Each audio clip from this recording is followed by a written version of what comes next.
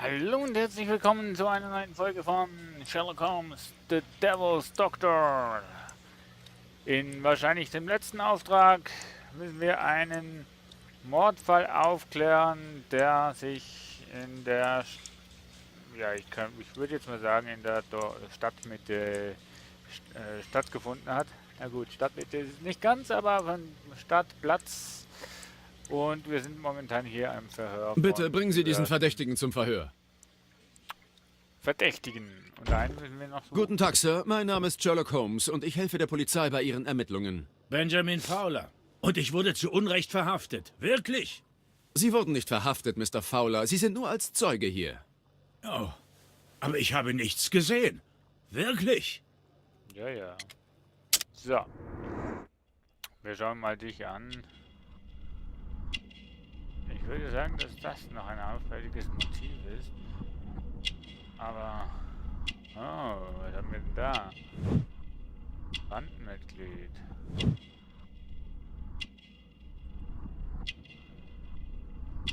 Religiös. Mark Schabernack, ja, ja. Ah, Handarbeiter. Okay.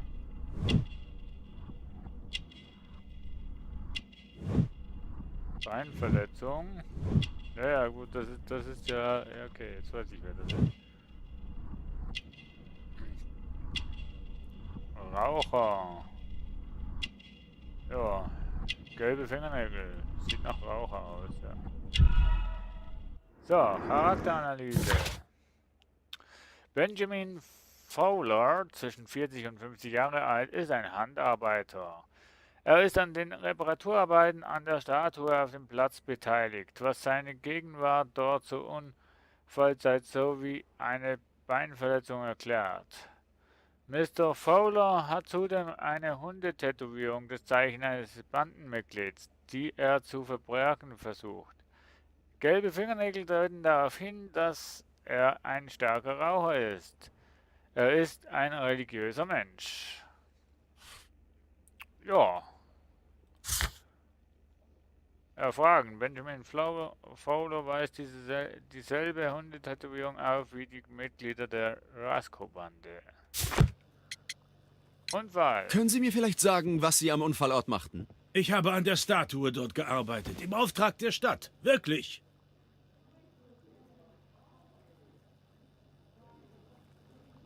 Aha.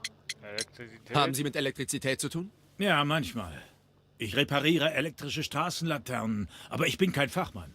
Das ist alles neu und kompliziert und gefährlich. Ich verstehe. Mr. Holmes, Sie sind ein großer Detektiv und Sie verstehen mich. Lassen Sie mich bitte gehen. Ich weiß nichts, wirklich. Wirklich, ja, ich weiß. Mr. Fowler, sagt Ihnen der Name Roscoe vielleicht irgendetwas? Höre ich zum ersten Mal, wirklich. Ach komm. Hundetätowierung. Aber Ihre Tätowierung ist ähnlich. Sie sind in seiner Bande, oder? Oh, nein. Das ist lange her, hatte ich schon vergessen. Wirklich, als junger Bursche räumte ich nur ein paar Taschen für ihn aus. Bin aber nicht stolz darauf. Meine ganze Familie, meine Eltern, Brüder, Hunde und Katzen waren gestorben. Anders hätte ich damals nicht überleben können.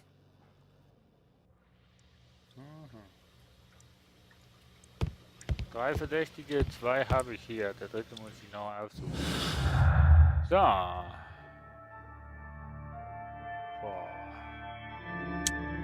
Wir testen einfach mal alles aus. Ich meine,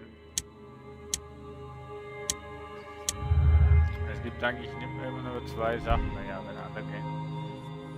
Benjamin Fowler hat bei seiner Arbeit gelegentlich mit der Elektrizität zu tun, aber er ist kein Fachmann. Es ist zu bezweifeln, dass er ausreichend Kenntnis besitzt, um eine Falle wie die für die Wartungskutsche zu konstruieren.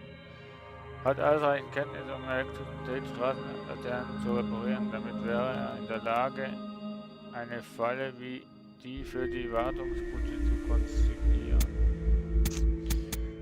Ja. Ja, was will ich sagen? Ich denke mal nicht, dass er in der Lage ist.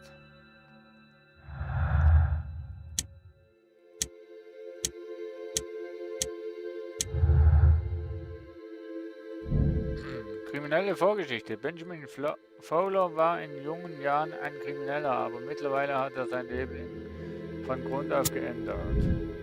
Ja, das sagt auch der Brief aus,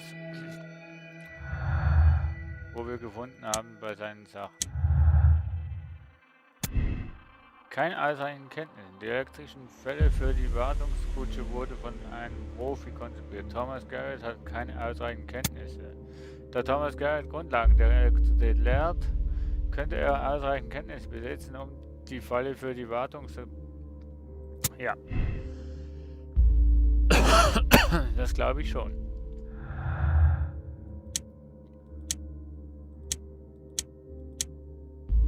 Okay, die Probleme müssen noch warten.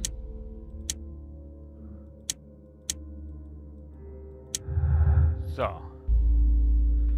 Was haben wir hier? Anarchistische Ideologie. Anarchisten lehnen den Staat, den Kapitalismus und die Marktwirtschaft ab. Aber Thomas Garrett hat Schulden bei der Bank. Ja.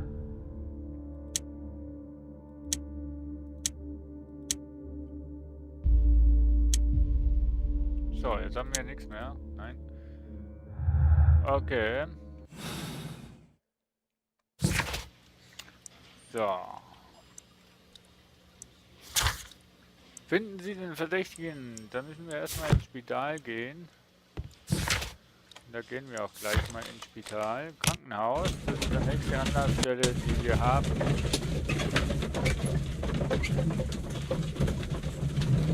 Ja.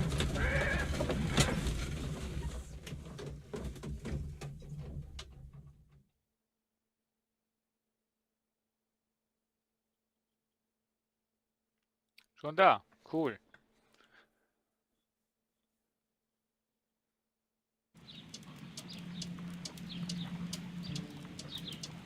Okay, wir sind im Spital angekommen. Ich spiele jetzt momentan lieber in der Ego-Perspektive.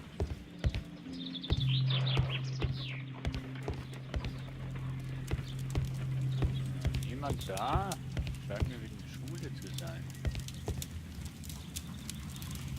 Ich bin hier ganz offensichtlich auf der Kinderstation.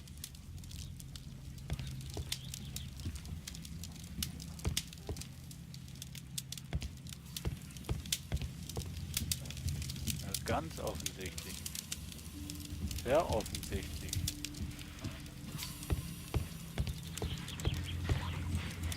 Ich denke mal, frisch geboren. Ich bin hier ganz offensichtlich auf der Kinderstation. Ja, sehr gut. Ich versuche hier weiterzugehen. Wieso hast du mich denn auf die Kinderstation gebracht, Mensch? Wieso sind wir auf der Kinderstation?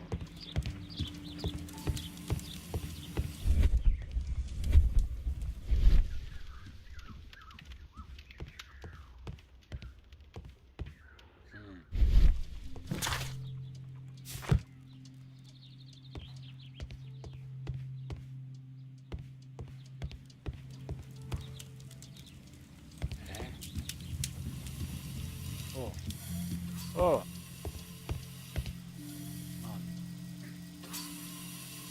Meryl Butcher.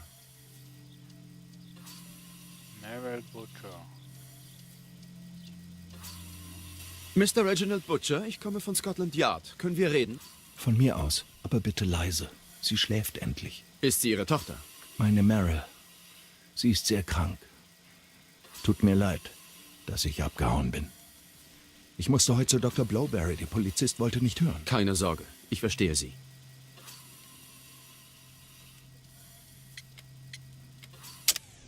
So, dann machen wir eine Analyse.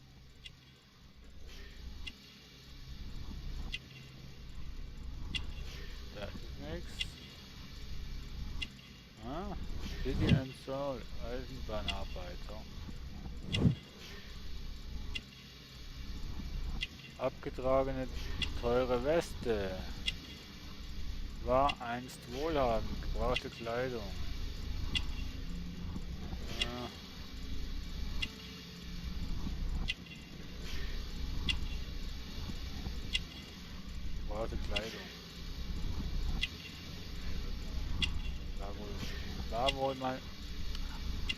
war mal wohlhabend, verheiratet.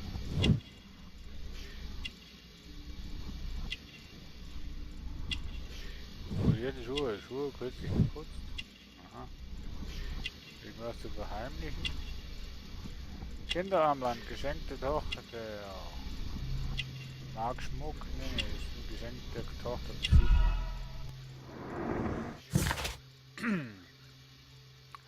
man.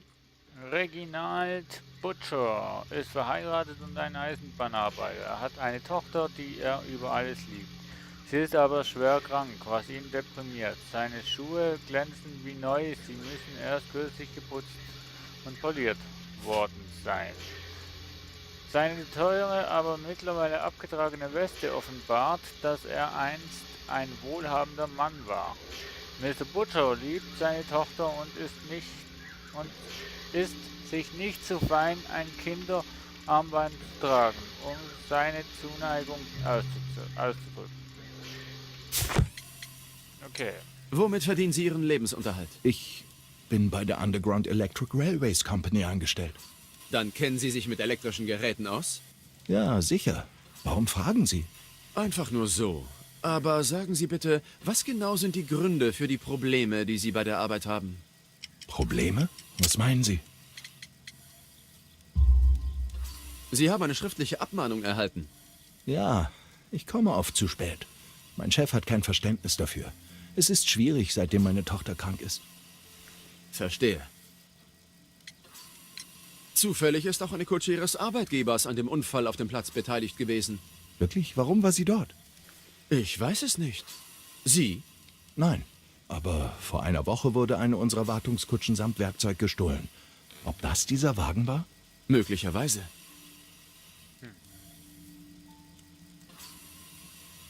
Sch, sie schläft.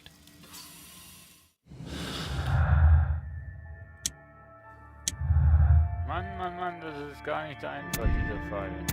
Komplizierter Fall. Also Butcher kennt sich zwar mit Elektrizität aus, da das zu seiner Arbeit gehört, aber das heißt nicht zwangsläufig, dass er die komplizierte elektrische Falle für die Wartungskutsche konzipiert hätte können. Butcher kennt sich mit Elektrizität aus, da das zu seiner Arbeit gehört, er wäre durchaus in der Lage gewesen, die Falle für die Wartungskutsche zu konzipieren und auszulösen. So leid es mir tut.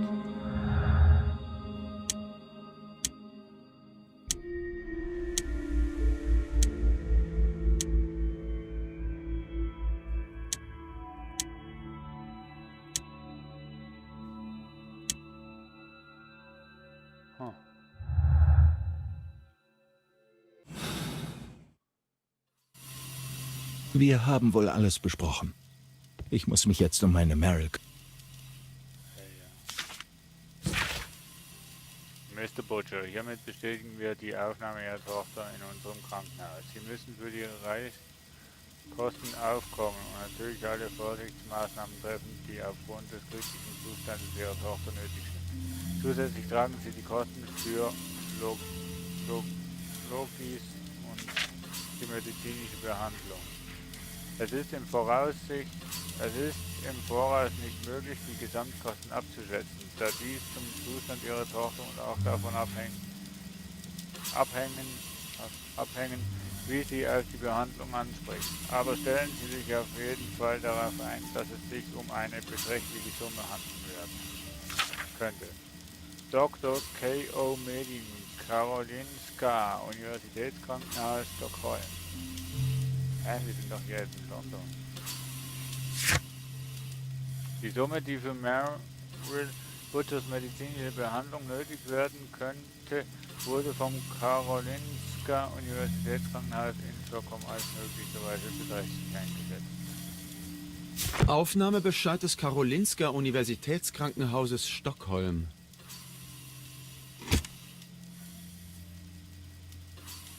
Eine junge Frau ist verstorben.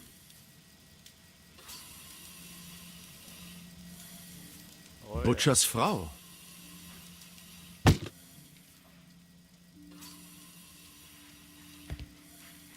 Ich hätte da noch ein paar Fragen, Mr. Butcher.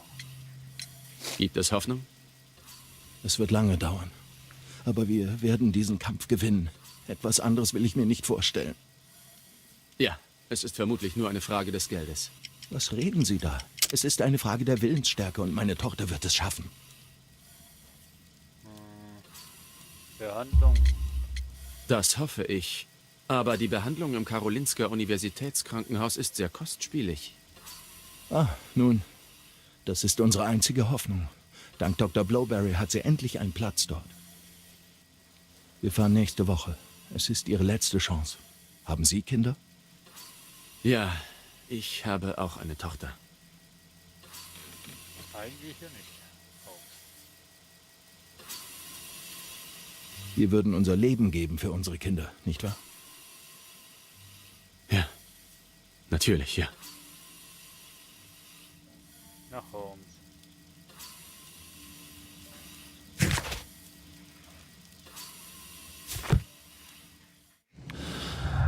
So.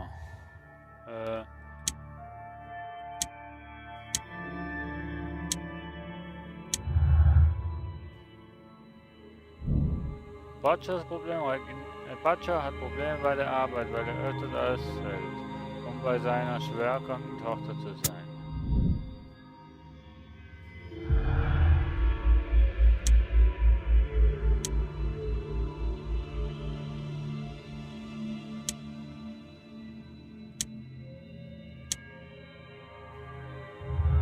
Ja, super.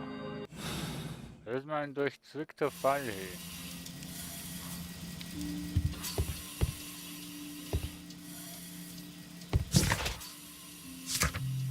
Finden Sie heraus, von wo die Wartungskutsche kam, möglicherweise von ganz in der Nähe des Unfallorts. Ja, dann gehen wir mal an den Unfallort zurück. Vielleicht finden wir da noch irgendwelche Hinweise. Zum Beispiel von wo das die Kutsche gestartet ist. Das könnte vielleicht auch noch Aufschluss geben.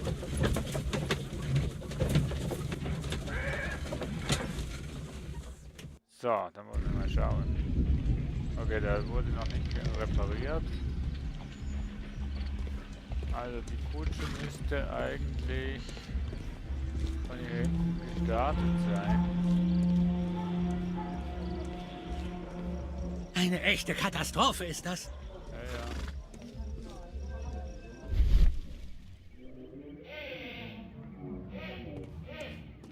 Ah, was haben wir denn da? Matsch. Puh, riecht streng. Hier gab es eine Kollision.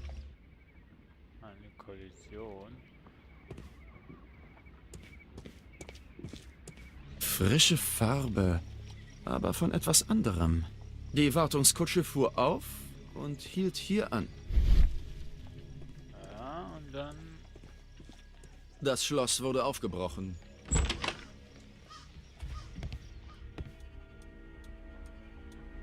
Die Matschspur führt durch den ganzen Raum. Ich schaue erstmal nach, was das ist. Schlangen, Nester und Verschwörung. Im Bezirk St. Victor stießen Mauer beim Abreißen eines alten Hauses auf ein Nest von mehr als 100 Schlangen. Sie waren am Boden eines seit langem trockenen Brunnens. Mitten in diesem Schlangennest fand man traurigerweise auch das Skelett eines Kindes, das vermutlich in den Brunnen gefallen war. Erstaunlicherweise hielt das Kinderskelett noch ein rotes Lederbuch in den Händen. Dieses war zwar zu großen Teils zerfallen, aber ein Satz war noch lesbar. Nicht das Ende verraten. Okay.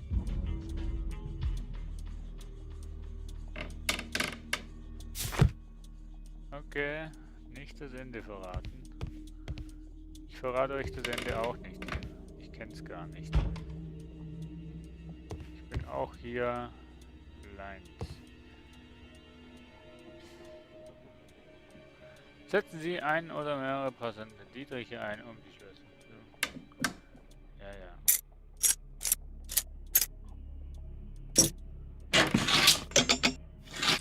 Okay, Das geht. Da ist kein Platz für diesen Dietrich. Wieso nicht? Da ist kein Platz für diesen Dietrich.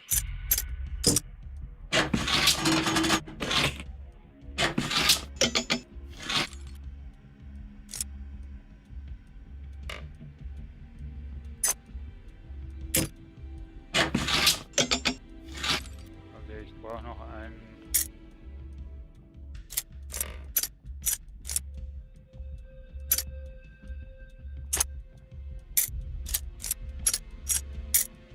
Da ist kein Platz für diesen Dietrich.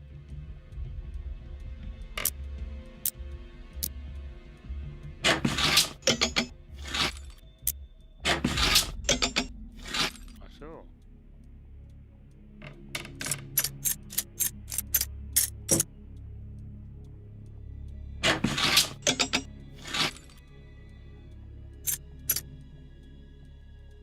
Da ist kein Platz für diesen Dietrich.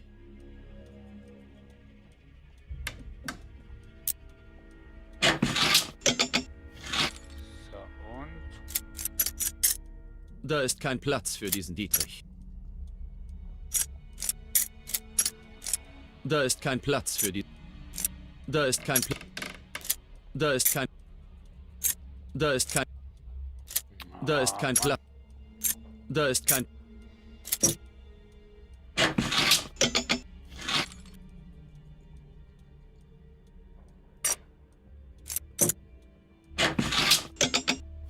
Nee.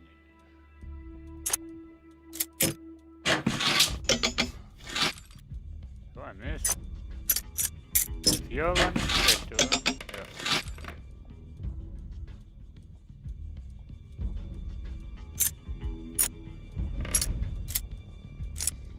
Der 4 und der 2, 4.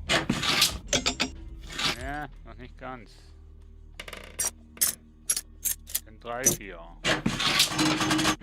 voll. Ei. Eine Werkstatt. Hier werden Gegenstände für den Verkauf hergestellt. Eine Werkstatt. Matsch. Puh, riecht streng. Jetzt muss ich ja eben diesen Blick... Es sieht so aus, als ob der Teppich bewusst hier ausgelegt wurde. Ja, dann nimm den Teppich hier weg.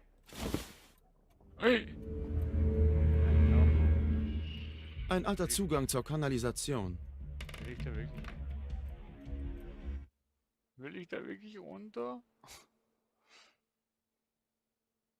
Nein, eigentlich nicht. So, wie es weitergeht, liebe Freunde, werden wir in der nächsten Folge sehen. Kettenreaktion bei Sherlock Holmes. Bis dann. Tschüss.